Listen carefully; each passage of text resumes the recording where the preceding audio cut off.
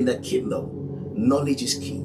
To ascend in God, to rise into higher rankings and higher dimensions, it is only via knowledge. I'm talking about godly wisdom. And today, I've been privileged as one of the voices across the globe that the Lord is raising to unveil the dust of the feet of God. To be able to understand this very well, I need to take you through a basic understanding of what clouds means and different things, even angels and all that. Okay, basic understanding for you to understand the topic. So I'm going to take you to the book of Hebrews chapter number 1 verses 7, and I'm reading from the Amplified version. For us to understand what I'm about to say, I need you to take you through certain topics and then bring you into the main topic for today. Hebrews chapter number 1 verses 7. It says, and concerning the angels, he says,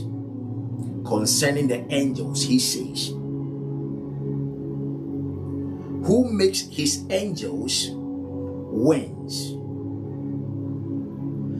and his ministering servants flames of fire to do his bidding. So there are two kinds of angels that are around God that do his bidding, according to Hebrews chapter number 1 verses 7. And we have the winds and we have the flames of fire. And these are categories of angels, two categories of angels. These are actually the cherubims and we have the seraphims. And it is he makes his angels wings, and the ministering servants flames of fire. So we have wings and we have flames of fire. And the flames of fire are actually the seraphims. They attend to the altar of God. They attend to the things that has to do with fire. And the wings are actually the clouds of the cherubs. And they are also another kind of angels. There are two kinds that works and ministers unto God. We have the cherubims and we have the seraphims. The cherubims are wings or clouds. The seraphims are actually flames of fire, and they ministers unto God. They ministers unto God. When you read the book of Isaiah chapter number 6, downwards, you would understand that the interaction between Isaiah and the beings, the heavenly beings, were between the seraphims and Isaiah. The angels that actually went to the altar of God and took the coals of fire from the altar to touch Isaiah's lips were actually seraphims. And in the realm of God, or in the kingdom of God, where you are not assigned to, you don't have the ability to operate in that realm. Where you haven't been assigned to, you don't have the ability to operate in that realm.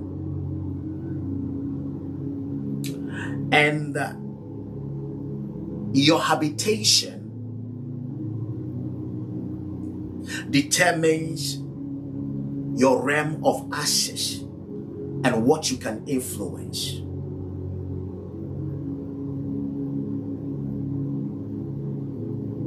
We have angels that are in charge of their element is water. We have angels that their element is fire. Angels that are their element is actually wind or air. Angels that their element is actually earth. And per your element is what you can actually access. Your element, or let me put it this way, your element determines what you can access. So an angel that has the element of air or wind, you can access the clouds or the winds. You have power over the winds, the air. The angel that has an element of fire, or your element is fire, you can actually access fire. Your strongest power is fire. Same as likewise, the angel that has the element of air or wind, your strongest power is wind. It applies to all. It applies to all. So we have two angels that ministers to God. And these two angels are cherubims and seraphims, winds and fire. The winds can also be translated to clouds. So these are the two kinds of angels that God works with, and they ministers to God personally. And as humans have the dust of their feet, God also have the dust of his feet. And for you to notice that somebody has visited you in your room, when the person comes in with his or her feet, and the feet of the person has been dipped in water and stepped on the dust of the feet of that human being, because humans, you have to understand that the dust of our feet is sand, because the curtain between us and then the deep is the earth or the sand. So the sand is actually the dust of our feet, because we stand on solid ground or solid earth, and that is what has come between us and the deep, or the realm of the deep.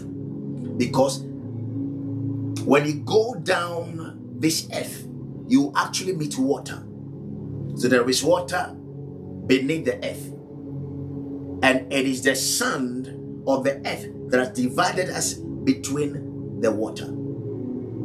So the sand of our feet, the dust of our feet is actually dust. God also have the dust of his feet. So if a human wants to know that another human has come or visited, and he or she was not there, if the person wanted to leave a mark that I've visited you, the person you can actually know that the person has been there by the dust of his feet. If the person steps in water and steps in the dust will stick on the person's feet. And then when the person walks in your room, there will be an imprint of the dust of his feet on your room, on your carpet, on your cement or whatsoever, towel, whatsoever is in your room. And in that way, when you come into the room and the person is even gone, you would understand that somebody was actually in my room today, or my house today. The same God has the dust of his feet, and it's a signature